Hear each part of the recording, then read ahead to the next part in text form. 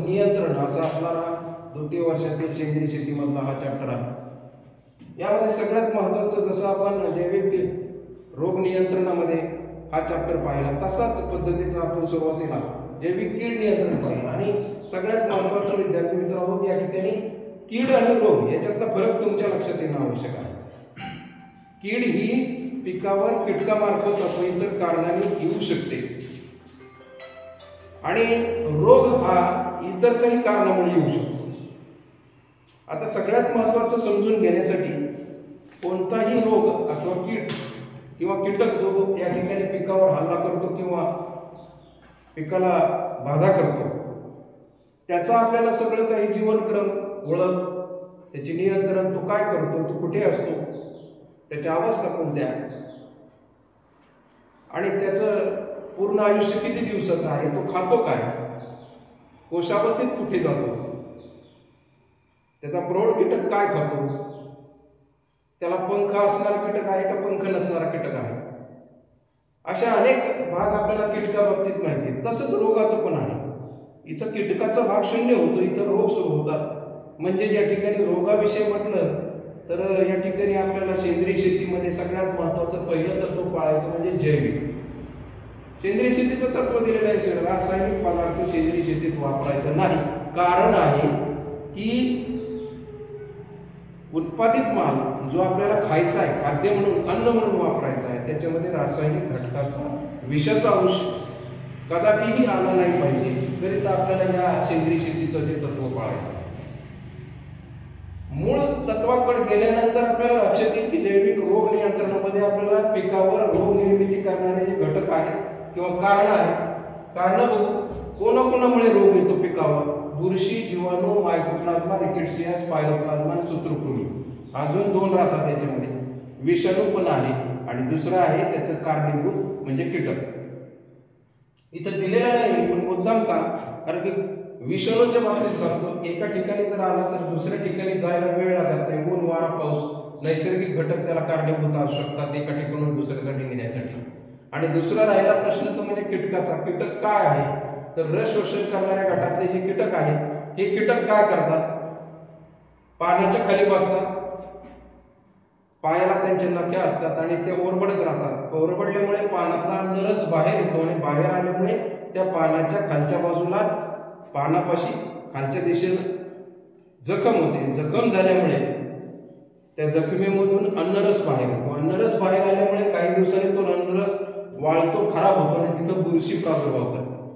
म्हणजे बुरशीला येण्यासाठी कारणीभूत घटक आहे कीटक. मग यानुसार आपण जर केलो तर हे घटक रोग निर्मिती करणारे घटक आहे. आता हे रोग निर्मिती करतात का?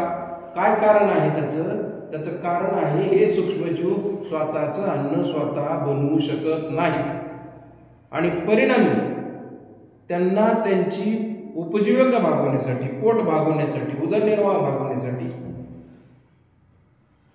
ते त्यांच्या आवडीच्या पिकावर हल्ला करतात. कशासाठी? अन्न मिळवण्यासाठी. म्हणून त्या ठिकाणी त्या पिकावर रोग निर्मिती तयार होते, रोग दिसून येतो. आता हे रोग आपल्याला दिसतात म्हणजे त्या पिकावर विविध प्रकारच्या पिकानुसार विविध प्रकारचे रोग त्या ठिकाणी असतात. काही रोग जीवाणूजन्य असतात, काही बुरशीजन्य असतात, काही विषाणूजन्य असतात, काही मायकोप्लाझ्मामुळे होतात, काही रिकेट्सियामुळे होतात, काही स्पायरोप्लाझ्मामुळे होतात. आता सूत्रकृमी दिलाय म्हणजे तो कीटक आहे, पण तो काय करतो? अन्न बनवायचं बंद करतो. म्हणून सूत्रकृमी दिलंय इथं. सूत्रकृमीचा प्रादुर्भाव तुम्हाला मी सांगितलेला असेल. सूत्रकृमी काय करते? एकदम केसाच्या आकाराची असते. केस जे असतात 0.2 मिलीमीटर, 0.00 मिलीमीटर, 2 मिलीमीटर ते 0.0005 मिलीमीटर केसाच्या पेक्षाही लहान एकदम तंतुमय आकाराची मातीमध्ये असणारी सूत्रकृमी असते. मुळामध्ये प्रवेश करते. मुळामध्ये प्रवेश केल्यानंतर मुळामध्ये वनस्पतीमध्ये एक सगळ्यात महत्त्वाचा अवयव असतो म्हणजे पेशी. अनेक पेशींना मारून एक पेशी तयार करते. म्हणजे पेशीमध्ये असतो मुख्य केंद्रक आणि हा केंद्रक मेल्यानंतर अनेक पेशींचा एक समूह तयार होतो. म्हणजे त्याची गाठ तयार होते. आपल्याला दिसते, आपल्याला काय दिसते? त्या मुळावर गाठ तयार झाली आणि त्याच्यामध्ये सूत्रकृमी राहते. मुळाहून खालून किती उडू द्या, पाण्याबरोबर अन्न उडू द्या, पाणी शोषण केलं ते वरती जातच नाही, कारण ते मध्येच सूत्रकृमी खाऊन घेते, ती मुळावर प्रादुर्भाव करते. पण याच्यामुळे झाड खुरटं राहणं, अचानक पिवळं पडणं, त्याची विस्तार न होणं, म्हणजे त्याची फळफांद्यांचा विस्तार न होणं, त्याची उंची न वाढणं, अचानक पिवळं पडणं, फुले कमी येणं किंवा येतच नाही, ही पुढची प्रक्रिया आहे. सूत्रकृमीचा प्रादुर्भाव मी तुम्हाला सांगेन.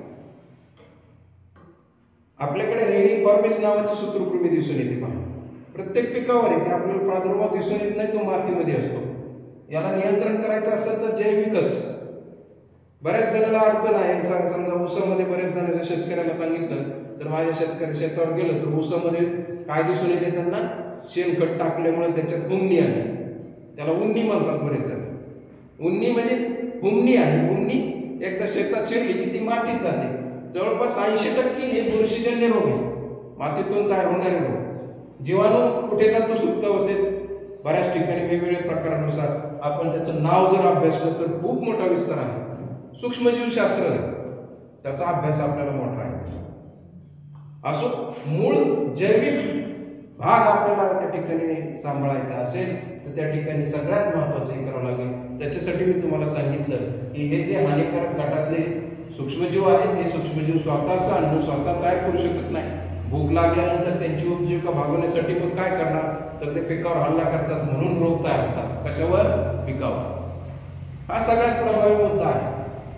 आता या ठिकाणी जैविक रोग नियंत्रणाची व्याख्या पाहू अगोदर, समजून घ्या. जैविक रोग नियंत्रण म्हणजे काय? पिकावरील रोगाचं नियंत्रण जैविक घटकाद्वारे करून रोगामुळे पिकाचं नुकसान, आर्थिक नुकसान पातळीच्या खाली नियंत्रित ठेवणं म्हणजे जैविक रोग नियंत्रण. व्याख्या समजून घ्या. पिकावरील ज्या रोगाचं नियंत्रण करण्यासाठी आपण काय केलं, जैविक घटकाचा उपयोग केला आणि त्याचं नुकसान होऊ नये म्हणून. नुकसान तर होणार आहे, नुकसान दोन प्रकारचं आहे, नुकसान पातळी आणि दुसरी पातळी ती म्हणजे ती आर्थिक नुकसान पातळी. फार समजून घ्या. नुकसान करणारी पातळी, नुकसानीचे दोन प्रकार आहेत. एक नुकसान पातळी, फक्त नुकसान कसं होत आहे, आणि दुसरं येतं आर्थिक नुकसान. आर्थिक इथपर्यंत काही अडचण नाही, पण इथं अडचण येते. ती कशी? नुकसान पातळी म्हणजे फक्त त्या ठिकाणी त्या रोग निर्मितीपैकी, ह्या घटकापैकी एखादा घटक तो आपल्या पिकावर दिसेल, परंतु तो जर आर्थिक नुकसानीच्या पातळीवर एका झाडावर याची संख्या जास्त दिसली, उदाहरणार्थ बुरशीचे बीजकण सुरुवातीला 1 होता, तोपर्यंत नुकसान होत आहे पिकाचं, आपल्या डोळ्याला दिसतंय, पण आर्थिक नुकसान होत आहे, म्हणजे त्याची बीजकण, त्या बुरशीचे बीजकण 2च्या ऐवजी तिथं 20 जर झाले तर त्यावेळेस समजायचं त्याचं आर्थिक नुकसान सुरू झालंय. कशाचं? त्या पिकाच्या, त्या झाडावरचं, एका झाडावरचं. म्हणून त्या ठिकाणी शब्द वापरलेला आहे, पिकाचं नुकसान हे आर्थिक नुकसान पातळीच्या खाली, त्याच्या खाली, म्हणजे आर्थिक नुकसान होऊ नये याच्या पातळीच्या खाली आपल्याला काय करायचंय, त्याला थांबवायचंय. करिता आपल्याला जैविक घटक याचा वापर करायचा आहे. मग यासाठी आपल्याला काय करावं लागेल, प्रतिस्पर्धी जीव निर्माण करावा लागेल.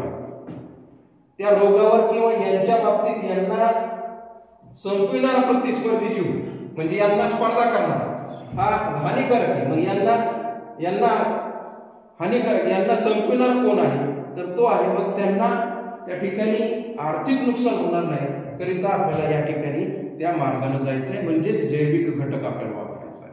आपल्याला पुढे या चॅप्टरमध्ये जैविक घटकाद्वारे आपण पुढे पाहणार आहोत, त्यानुसार आपण जाऊ. ही व्याख्या मी तुम्हाला सांगितली. आता थोडक्यात पुढे गेल्यानंतर आपल्याला महत्त्व थोडक्यात लक्षात घ्या. महत्त्व, जैविक घटक किंवा जैविक रोग नियंत्रणाचं महत्त्व जर बघितलं आपण, तर या ठिकाणी सगळ्यात महत्त्वाची पद्धत म्हणजे कोणत्याही याचं नियंत्रण करायचं असेल तर काळजी घेतली. आयुर्वेद सांगतो आपल्याला, उद्या रोग होऊ नये म्हणून पूर्व काळजी घ्या. मग पहिलं प्रतिबंधात्मक उपाय म्हटलं तर आपण काही काळजी घेतो, सुरुवातीलाच आपण या सगळ्या गोष्टी करत असतो. सगळ्यात महत्त्वाचं म्हटलं तर आजची परिस्थिती आहे की आपण डायरेक्टली विषाचा प्रयोग करतो. विष हे नंतर शेवटचा टप्पा आहे. म्हणून आपल्याला काय करायचं, सुरुवातीला यांची जैविक घटकाची संख्या, प्रतिस्पर्धी, यांची हानिकारक घटकाला प्रतिस्पर्धी म्हणजे त्याला स्पर्धा करणारा याचा आपल्याला भाग निवडायचा आणि मग त्या ठिकाणी जायचंय. यासाठी आपल्याला काय करावं लागेल, की प्रतिस्पर्धी जीव विपरीत परिणाम न करता विषाचा अंश आपल्याला बंद करायचा आहे, विष हे नकोच आहे, मग त्याला प्रतिस्पर्धी जीव वाढवायचा आहे. त्यासाठी आपल्याला आपली सध्याची पद्धत जी आहे ती म्हणजे रासायनिक विष शेतावर फवारणी करायची, ती बंद करायची. त्यानुसार आपल्याला गेलं तर त्या ठिकाणी अंश त्यामध्ये राहणार नाही याची काळजी घेणं आवश्यक आहे. त्याचबरोबर आपल्याला कोणत्याही एखाद्या विषाचं, समजा एखादं औषध घेऊन आलो विषारी औषध फवारणीसाठी, त्याचं आपल्याला ज्ञान नसतं, ते हाताळायचं कसं, साठवायचं कसं, किती प्रमाणात फवारायचं, शिफारस किती आहे, या सगळ्या गोष्टीमुळे आपल्याला त्या अडचणी वाढत चालतात. उदाहरणार्थ मी कितीतरी वेळेस सांगितलं, ही शिफारस आहे एखाद्या औषधाची, समजा 1 लिटर पाण्यात अर्धा मिली, तर आपण काय करतो, ती शिफारस बाजूलाच राहते, नंतर 1 मिली घेतो, दुकानदार सांगतो 2 मिली घ्या, 3 मिली घ्या, आणि आपण ज्यावेळेस शेताच्या बांधावर जाऊन फवारायची तयारी करतो त्यावेळेस पुन्हा त्याचे प्रमाण वाढतं, म्हणजे टोपणभर वाढतं. ही परिस्थिती आजची आहे. म्हणून आज आपल्या अन्नामध्ये विषाचं प्रमाण होत चाललेलं आहे. काळजी घ्यावी लागेल, कोणतीही चुकीची पद्धत नाही, परंतु त्याचं वापरण्याची पद्धत चुकू लागलेली आहे. करिता आपल्याला या सगळ्या गोष्टी करत असताना रोग नियंत्रण हे जैविक पद्धतीनेच का करायचं याचं जर बघितलं तर या ठिकाणी सगळ्यात महत्त्वाचं म्हणजे आपलं पर्यावरण संतुलन बिघडत चाललेलं आहे. पर्यावरणाचं संतुलन बिघडलं, पर्यावरणाचं संतुलन बिघडल्यामुळे वातावरण बदललं, वातावरण बदलाचा परिणाम आपण भोगतोय. वातावरण बदलाचा परिणाम म्हणजे हवामान बदललं, कधीही पाऊस पडतोय किंवा पाऊस पडत नाही, हे अनिश्चित असणारे वातावरणाचे बदल आपल्याला भेडसावणार आहेत. करिता याच्यामध्ये बदल होणं आवश्यक आहे. त्या ठिकाणी आजची परिस्थिती, रोगजंतू जे काय आहेत यांचं विषाचं प्रमाण आपण मर्यादेपेक्षा जास्त वापरल्यानं त्या ठिकाणी विषाचा अंश यांना प्रतिकार करण्याची ताकद वाढून गेली आणि परिणामी आज त्याची संख्या मातीवर असो किंवा पिकावर असो याची संख्या वाढली, या शत्रू सूक्ष्मजीवांची. आणि यासाठी आपल्याला काय करावं लागेल, प्रतिस्पर्धी जीव आपल्याला वाढावा लागेल. आणि यानुसार आपल्याला जर गेलो तर निश्चित आपल्याला पुढच्या बदलामध्ये आपल्याला हे होईल आणि त्या ठिकाणी निश्चित बदल दिसून येईल. दुसरं येतं महत्वामध्ये रोगप्रतिकारक वाण निवड.